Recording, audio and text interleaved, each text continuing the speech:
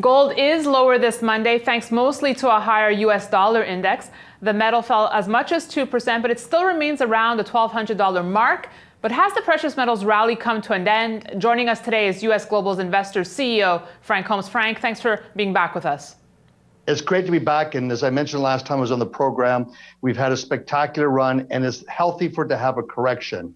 We use a lot of quantitative math and look at rates of change over 12 months and rates of change over 3 months, and gold is up 2 standard deviations when you look at 3-month rolling data going back 5 years. So math is in favor of a correction short term. So Frank, what do you think is behind this correction though? We see the higher US dollar index. Is that really all that's at play here for gold?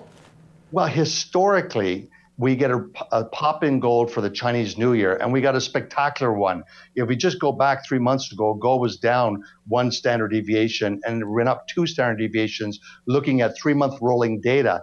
That's a 21% move in bullion over a short period of time. So the markets will correct. All right, Frank, let me ask you, let's talk about gold standard deviation over the last 60 days. What are you seeing here? We saw Goldman Sachs last week call for $1,000 gold this year.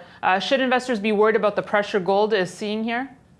No, I don't think that, but I think that Goldman Sachs is brilliant. I really do, because they always come out when gold's up 2 standard deviations and say sell, but when it's down 1 standard deviation or down 2, they never say buy. So it's a very biased political position they have, but they're smart when they come out and say time to sell gold. All right, switching gears now, let's talk about demand for gold in Britain, which appears strong as the country faces a weaker currency and uncertainty over a Brexit continues to grow. Can this help gold? Yes, it can help gold. Any currency uncertainty is no doubt having a positive impact in that country's currency. And we're witnessing strong gold buying. And last year, every time gold fell over 60 trading days, 1 standard deviation, guess what? Gold buyers buying gold coins and silver coins went to record levels. So I think it's important to recognize Brexit is very bullish for gold, in particular for Europeans that are hedging their position. And the same thing is taking place in America and other countries around the world. All right, Frank, let's wrap with your touchdown pass this week. What's it going to be?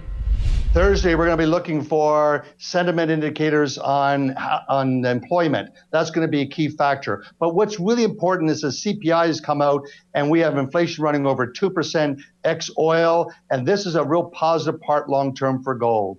Thank you, Frank. And join us in Florida next week with Frank Holmes as we cover BMO's exclusive mining conference. Thanks so much for watching.